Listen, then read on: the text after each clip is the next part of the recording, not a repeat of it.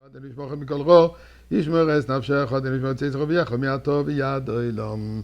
amis, prenons une pièce, un billet, mettons dans la tzedaka, particulièrement ce jour d'aujourd'hui, le jour de Chafav, comme on a mentionné hier, c'est le jour de la Hiloula, le Yortzeit de Reb Leivik, Reb Leivik comme on l'appelait avec amour, Reb Levi Yitzchak Schneerson, le père du rabbi qui malheureusement a perdu sa vie, ou plutôt l'a sacrifié sa vie pour le bien d'Am Israël, à cette époque communiste, comme nous avons eu l'occasion d'en parler hier.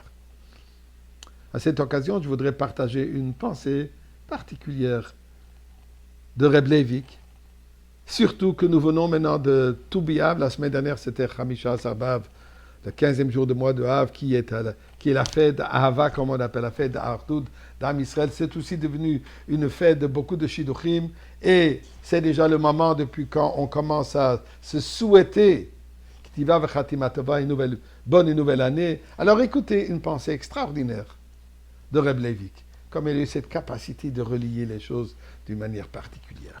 Eh bien, la Torah nous raconte, dans Parashat Chayei-Sarah, Avraham Avinu fait le premier shidduch, le premier mariage que nous connaissons décrit dans la Torah. Il envoie son serviteur Eliezer, Padan Aram, trouve-moi une fiancée, une fille digne pour mon fils Yitzhak.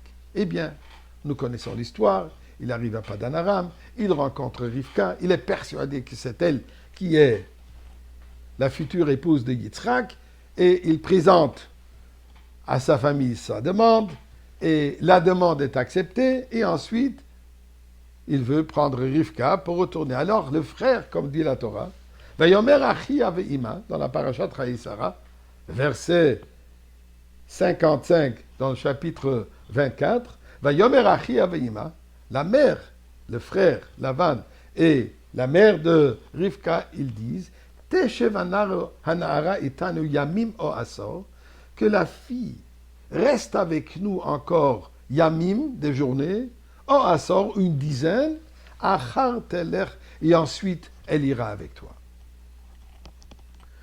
Lui dit, Rashi nous explique, Yamim, qu'est-ce que ça veut dire Yamim? Quelques jours, combien de journées?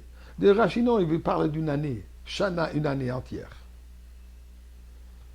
Sinon, Assor, au moins 10 mois. Donc, il demande qu'elle puisse encore attendre une année pour se préparer pour le mariage, bien sûr. Elle doit se préparer à tous les niveaux et ensuite elle partira. Eliezer de dire, il ne faut pas retarder, une bonne chose, on le fait maintenant. Ils ont accepté. Mais demande Reb Leivik, pourquoi est-ce que s'ils ont l'intention de demander pour une année, pourquoi ils ne disent pas clair? Une année ou 10 mois, pourquoi dire jour qui fait allusion à une année et 10 qui fait allusion à 10 mois? Eh bien, Reb Leivik dit la chose suivante. Il faut regarder cette histoire à un niveau différent. Il faut regarder cette histoire à notre relation, notre mariage avec Akadosh Baruch Hu. Ce shidduch représente notre alliance. Dieu qui est notre mari, nous sommes l'épouse. Eh bien, il faut se préparer pour ce mariage. Il y a tous les ans, durant les mois de Tishri, durant les fêtes, on reprend ce mariage, il est encore une fois fortifié. C'est quand le moment du mariage lui-même, Sukkot qui est le temps de la fête, réjouissance, la fête de la joie, Zman Simchatenu, ça c'est le mariage. Pour arriver à ce mariage de Sukkot, il faut se préparer. Comment est-ce qu'on se prépare? Nous dit la Torah, Yamim o Asor, des journées ou 10. Quand on parle de des journées au pluriel, minimum c'est 2. Eh bien, c'est ici, dit Reb Leivik fait allusion aux 2 jours de Rosh Hashanah, que Rosh Hashanah est universellement toujours célébré 2 jours. Ensuite, Asor, 10, Yom Kippour, qui est le 10e jour du mois de Tishri. La fin d'Aseret et Meteshuvah. Entre Rosh Hashanah et Yom Kippour, entre Yamim, les 2 jours, et les 10, il y a le mot, comme il dit, Yamim o Asor, ou 10.